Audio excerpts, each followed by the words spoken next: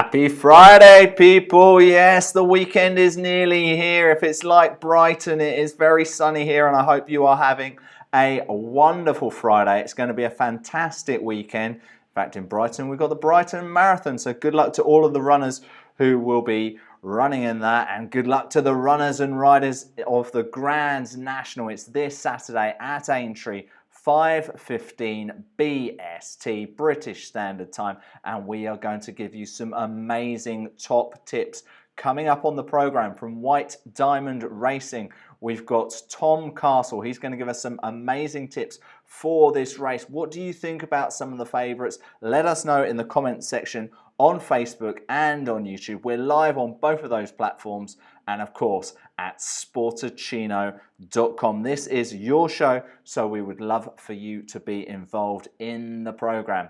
All right, let's begin the day. Let's begin the show with our sports headlines.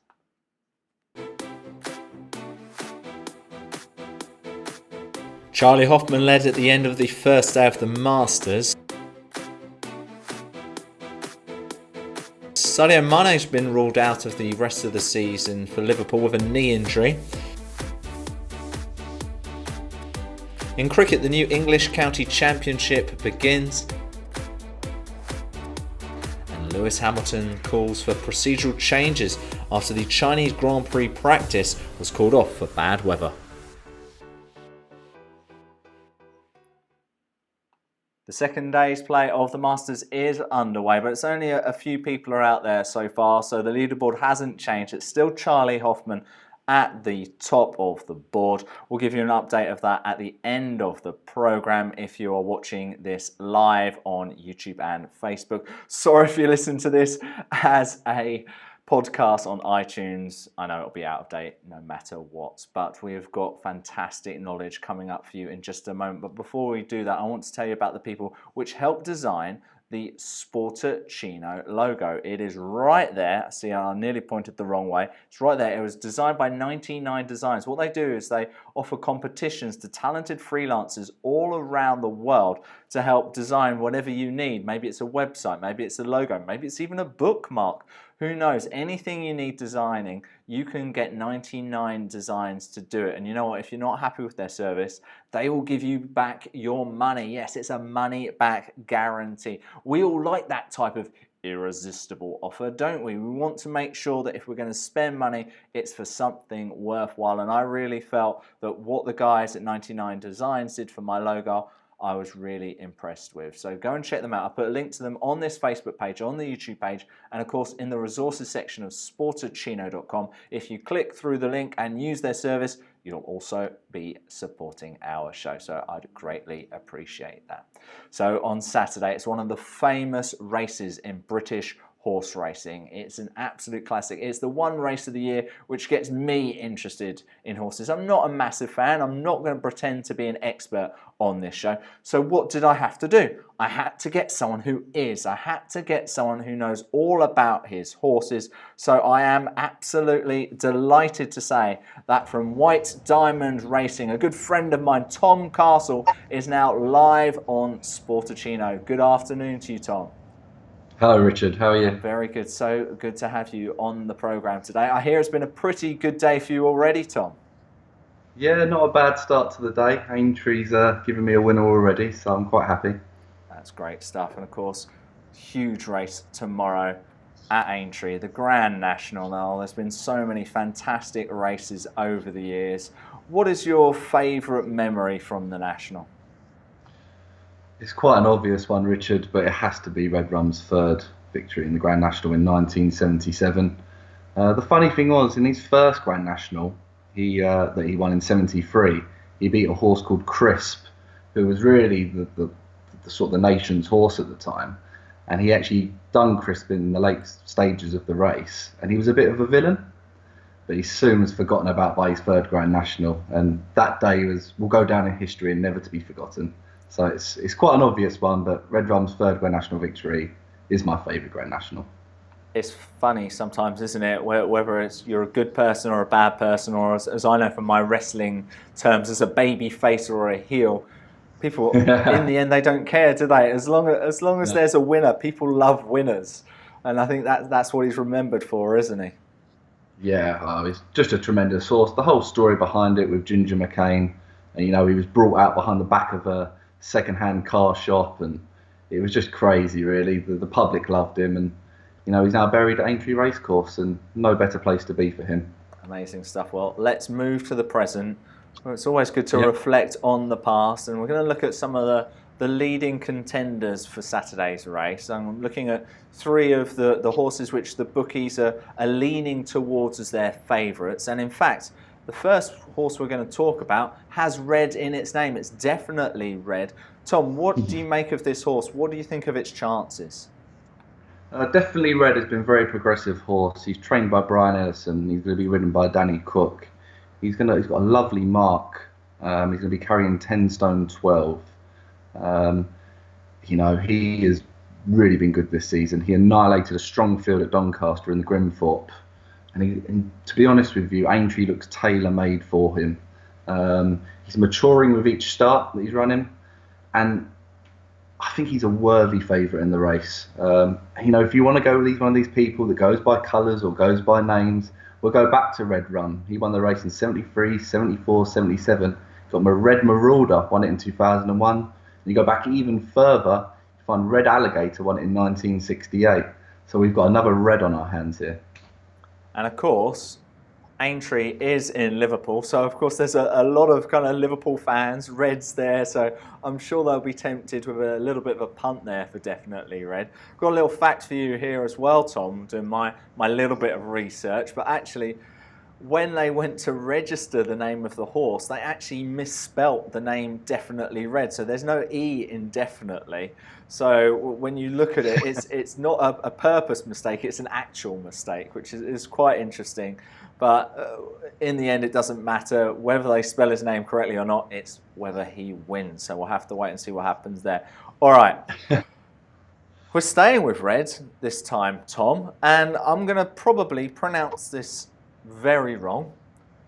I'm going to call it The Lion Rouge. That's my worst French impression, or even impression accent ever. Did you do French at school, Richard? Pardon? Did you do French at school? I did, up to like GCSE. I think I got an A, but I don't remember anything. Je m'appelle Richard. J'aime aller au foot or something. I can't remember. Anyway, let's forget that. Anyway, we've got the Lion Rouge. Rouge means red, I know that. The means old. So it's like the old Red Lion. Of course, there's lots of pubs around the UK with the Red Lion. In fact, there's one in Brighton, one's all around the country. So maybe that'll get people involved as well. What do we make of this horse, Tom, and what do you call it? I call him the Lion Rouge, but I'm probably wrong because my pronunciations of horses in the past has been criticised, so I wouldn't go on my say-so. So I'm happy the way that you pronounce it, Richard. That's fine. What I actually think about this horse is he finished 7th in the race last year, but I would have serious doubts about his stamina. He looked at empty previously in the 4 mile at Cheltenham. However, he did show his liking for the fences round here by winning the Beecher Chase back in December, and that day he did jump very well. His trainer, David Piper's won the race before in 2008 on a horse called Comply or Die, and David Piper's dad, Martin, won the race in 1994 on a horse called Mini Homer. Now he again, just like Definitely Red, only carries 10 stone 12, and he's off a nice weight, but for me, I just worry about his stamina. He will probably finish the race, but I just can't see him winning it. Yeah, that's the thing which makes the Grand National so exciting and also scary. Of course, we've seen protests years before of it's not always a matter of how good the horse is, it's whether it finishes, and I think that's what makes it such a thrilling spectacle. All right, Tom, let's go to the third horse we're going to talk about. It's called More of That. What do you make of that? More of that. Okay, this horse, on his day, he is a class act. There's no doubt about it. He won the Stayers Hurdle at Cheltenham in 2014. Unfortunately for him, he's not quite translated his form over fences. He did run to a decent level in this year's Gold Cup, finishing 6th. The thing I have to say about More of That, is he tough enough to win a race like this. He may have the class, but you've got to be tough to win a Grand National, and I have to question his resolution. Well, we'll have to see what happens there. Will he be tough enough for the Grand National on Saturday? Well, we've been going through the three what I would call favourites. Of course, this is going to change. It always changes a lot in the morning of a Grand National. Tom, we're going to get your top tip, your choice outside of this top three in just a moment. But before we do that, I want to tell people how they can continue to support Sportuccino, and that's by getting yourself some really cool merchandise. You may have seen me drinking from the Sportuccino mug, but we've also got some t-shirts. Maybe it's a little bit cold where you are. Unlikely because it's a beautiful day, but maybe you still need a hoodie. Maybe you need that cool athletic wear from Sportuccino. Why don't you have a little look at what we've got on offer at sportuccino.com/merchandise.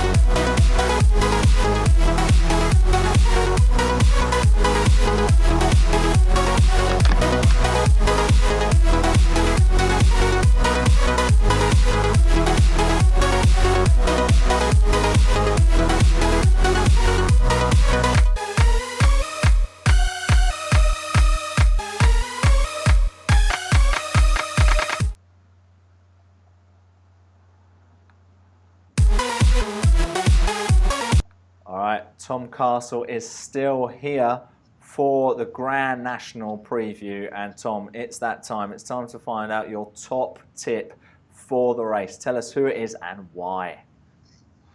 My tip for this year's Grand National is going to be One for Arthur, trained by Lucinda Russell, ridden by Derek Fox. He starts off again, just like Leon Rouge and Definitely Red. He's off a nice weight of 10 stone 11. One thing you can say about this horse is that he's safely say that he is going to stay the trip. He just won't be beaten for stamina. He won the Betfred Classic of Warwick on his latest run. He travelled very strongly in his races, and out of his 10 chase starts, he's never fallen or unseated, which obviously in a Grand National is very important. He also finished 5th in the Beecher Chase behind Leon Rouge. You said it wrong there, Richard. There you go. Where he was staying on, and obviously the Grand National was a step up from the Beecher Chase, which should suit him perfectly. I really fancy One for Arthur. I think he's well weighted. I think he's the type of horse that will go perfect in the race. If Derek Fox can creep him round up the inside, it will be perfect. Deliver him late, I can see him going very close. All right, Tom. So I think I'm going to put a little bit of money on it. What would you recommend for someone like me? Are we talking an each way bet, a to win bet, a lot of money, or just a little tinker? Well, he's currently 16 to 1 in the market. So for every pound, if people don't know how to bet, would be £16 back plus your pound, which would be 17. Most people will bet each way in the Grand National because of the offers available. Some bookmaking firms will go 6 places, a quarter of the odds. I like just to back horses on the nose, and you can also back a few horses that way. So tomorrow I'm just going to back 2 horses in the race, which for some people is not many, but I'm going to back Definitely Red, who we've already mentioned, and One for Arthur. All right, well, we'll have to see what happens there. Well, Tom, it's been really good to get your thoughts on all of the Grand National, and clearly you have a great knowledge about the sport and a passion about the sport. So let's know a little bit more about you. So how did your interest in horse racing begin? I was through my father, and through my granddad as well, actually, to be honest with you. My granddad was an illegal bookmaker back in the sort of the 1930s. And my dad then went on to be a bookmaker himself. So it's all betting has always been in my family. And from as young as I can remember, I've been watching horse racing. I'd be skipping school to watch it. I'd be skipping work to watch it. And, I've worked in different various jobs in racing as well. But I've just got an absolute love for the sport. And when you are passionate about something like this, you just carry on and on and on, don't you? Yeah, that passion clearly shines through with you, Tom. So tell us a little bit about White Diamond Racing, how that got started and what you guys are currently up to now. We were formed in 2011. And it was a little bit by chance because I was previously had shares in another syndicate, but the guy that was running it, unfortunately, was a con man, which was quite an unusual story to start off with. And he was taking people's money and wasn't actually owning any of the horses. Oh dear. So I basically took it over with a guy that I met, and we decided to start our own company. And since then, we've had varied success. It took a while to begin with, like any company that begins, and we've had 3 winners. So, some people wait 26 years for a winner, so it didn't take us too long. And at the moment, I'm currently looking for a new horse for the current flat season that's just approaching. Looking for a 2-year-old filly. So, we'll see. I'm going to be going to the sales over the next couple of weeks, see what's available, and hopefully we'll have a horse running this summer. Well, anyone watching this who's got a 2-year-old filly ready for Tom for the flat season, get in touch live on Sportuccino. Tom, it's been really good to talk to you today. Amazing story there. Great to get your tips and insight ahead of a huge weekend at Aintree. Tom, just before you go, let us know how we can continue to get your great knowledge on social media through yourself and also through White Diamond Racing. Okay, my Twitter handle is @TomSandyCastle, and White Diamond Racing is @W_Diamond Racing. And just before we go, I've got to say, I love the outfit. I love that you've I think cream might be your favourite colour. We've got the walls, we've got the sofa, we've got the jacket. Have you just been picking fruit with the man from Del Monte? No, I've tried to hide it, but I've realised what I've done, and it was too late once we started. So.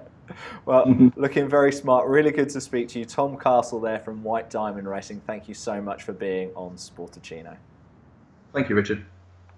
Really good to talk to Tom on the programme today. We've got lots of great knowledge. And of course, other than just the Grand National, there's another huge weekend of Premier League action. In fact, I remember the Grand National used to be on at 3:45, which used to be around about half time of the 3 o'clock games in the football. This time it's going to be on at 5:15, but it is a busy weekend of Premier League action. So let's have a look at what's going on Saturday.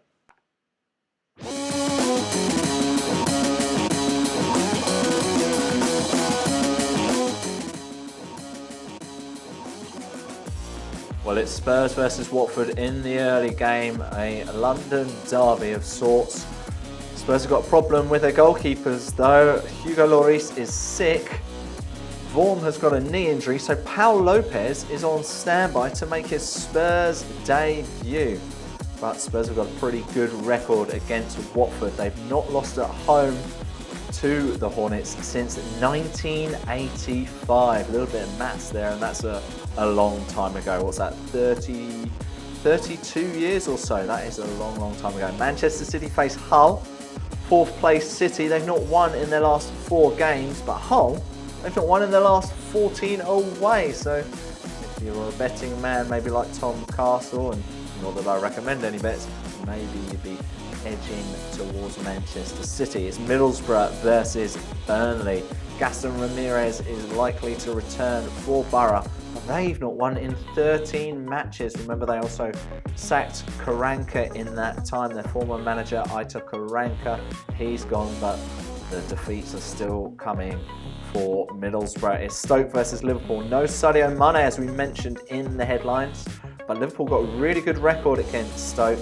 They've won 6 of their last 7 matches, but the only game that they lost to Stoke was a 6-1 defeat. Remember that? I think that was the end of the 2014-2015 season.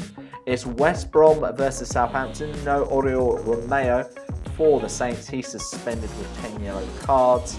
West Ham face Swansea, and in the late game, it's the league leaders Chelsea facing Bournemouth. Victor Moses could make a return to the Chelsea side after missing the last 2 games with a toe injury, I believe. So those are the games on Saturday. What do you make of them? What are your predictions? Who do you think is going to win them? Let us know in the comments section on this Facebook video and on the YouTube live video. Love to get your predictions and your thoughts on all of these games. All right, let's have a look at what's going on Sunday and Monday.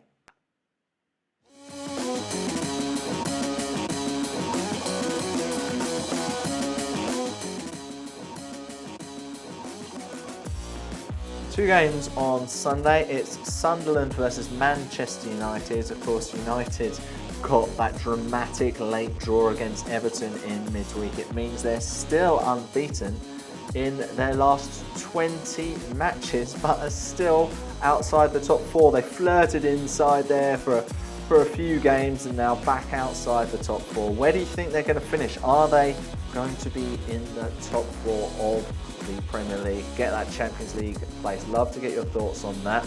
The other game on Sunday is Everton. After that 1-1 draw with United, they face the Premier League champions. Yes, they're still the champions, Leicester City. And on Monday, it is another London derby of sorts. It is Crystal Palace versus Arsenal. What are your predictions for these games? Get involved in the comments on Facebook and on YouTube.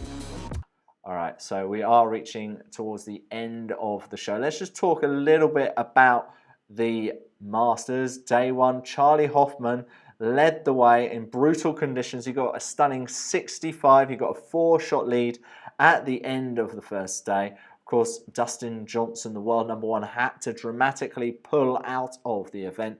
He won't be involved in this, and the withdrawal of Johnson was the major talking point, but players couldn't really cope with, of course, only 11 of the 93 managed to break par in very windy conditions. Play is underway on day two. It's still the early few hours and minutes. We'll see what happens there. And of course, on Monday's Sportuccino, we will give you all of the results and discuss all of the big news of what happened in the Masters on Monday's program. Looking forward to that. All right, we've come towards the end of today's Sportuccino, but let's get a quick reminder of today's headlines.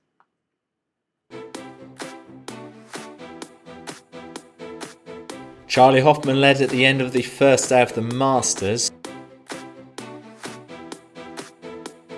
Sadio Mane's been ruled out of the rest of the season for Liverpool with a knee injury. In cricket, the new English County Championship begins. And Lewis Hamilton calls for procedural changes after the Chinese Grand Prix practice was called off for bad weather. Yeah, it's the Chinese Grand Prix this weekend in Shanghai. Lewis Hamilton pretty critical today of how everything happens with the bad weather in the practice sessions. They only lasted 15 minutes, as mentioned in those headlines. People very disappointed. Hamilton is thinking maybe they should have practice on a Saturday, maybe have qualifying early on the Sunday before the main race. You've also got to consider there's a lot of TV involved and logistics and things like that. If they were to do qualifying early in the morning and then the main race late in the day, does that really alienate the rest of the world to watch that qualifying session? It's a lot to think about, but is Lewis Hamilton right? What do you think? Get involved in the conversation. Love to get your thoughts on that. We will continue this debate on our Twitter page at Sportuccino. All right, we have come towards the end of the show. Good luck to anyone who is running in the Brighton Marathon this weekend. I wish you all the best. It sounds absolutely epic, absolutely grueling. I'm sure you will do your best. Make sure you stay hydrated and all of that other stuff that you need to know before the race. We're going to be back on Monday from 3 p.m. British Standard Time on Sportuccino. That's 10 a.m. Eastern, 7 a.m. Pacific in the United States, and we're all around the world. If you like this show, please go and share it. Please let your friends know about it. I've been Richard Parr, and I'll be back with you on Sportuccino on Monday. Have a great weekend.